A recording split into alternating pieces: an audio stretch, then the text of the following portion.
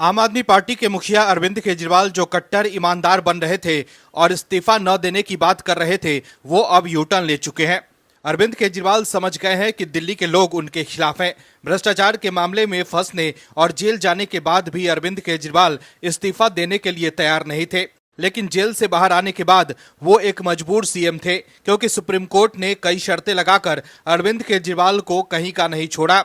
ऐसे में बाहर आकर अरविंद केजरीवाल ने सोचा कि दिल्ली की जनता भी खिलाफ है और सीएम के तौर पर कोई काम भी नहीं कर पाएंगे जिससे चुनाव से पहले जनता को लुभा सके। ऐसे में सुप्रीम कोर्ट की शर्तों की वजह से सारा खेल ही पलट गया। वहीं अरविंद केजरीवाल को पार्टी के दूसरे नेताओं पर भी भरोसा नहीं है, तभी तो वो चाहते हैं कि दिल्ली के भीतर मध्यावधि चुनाव हो, यानी कि दिल्ली की जनता पर चुनाव का बोझ डालकर विकास कार्यों का हिसाब देने से बचना चाहते हैं। लेकिन केजरीवाल को मोदी सरकार से डर भी सता रहा है। जेल से बाहर आकर अरविंद केजरीवाल बेबस और लाचार दिख रहे हैं। ना चाहते हुए भी उन्हें इस्तीफा देना पड़ रहा है और ना चाहते हुए भी उन्हें आपके किसी दूसरे नेता को सीएम बनाना होगा, क्योंकि आपके नेताओं को सबसे बड़ा खेला होने का डर सता रहा है। दर्शकों, अरविंद केजरीवाल इस्तीफा तो दे रहे हैं, लेकिन आप में डर का माहौल है और आपके नेता ही बता रहे हैं कि उन्हें क्या डर सता रहा है। क्या है खबर, बताते हैं आपको इस रिपोर्ट में। दरअसल दिल्ली के सीएम अरविंद केजरीवाल ने जब से इस्तीफे की घोषणा की है, तब से दिल्ली की सियासत गरमाई हुई है। अरविंद केजरीवाल ने पार्टी ऑफिस में कार्यकर्ताओं को संबोधित करते हुए कहा था कि वो अगले 2 दिन में दिल्ली के सीएम पद से इस्तीफा दे देंगे। इसके बाद से ही कयासों और सवालों का एक दौर सा चल पड़ा है कि दिल्ली का अगला सीएम कौन होगा।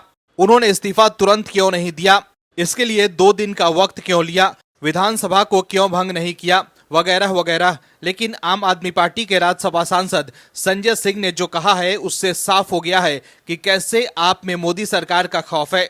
दरअसल संजय सिंह से जब पूछा गया कि अरविंद केजरीवाल को नया सीएम चुनना चाहते हैं, तो उन्होंने विधानसभा भंग करने की सिफारिश क्यों नहीं की। इस पर संजय सिंह ने कहा कि विधानसभा क्यों भंग करते, दिल्ली में राष्ट्रपति शासन लगवाना है क्या।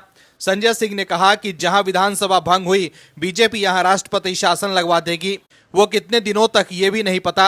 बीजेपी का काम ही है खरीद फरोख्त करना, तोड़फोड़ करना, सरकारें गिराना, राष्ट्रपति शासन लगाना, चुनी हुई सरकार को बर्खास्त करना।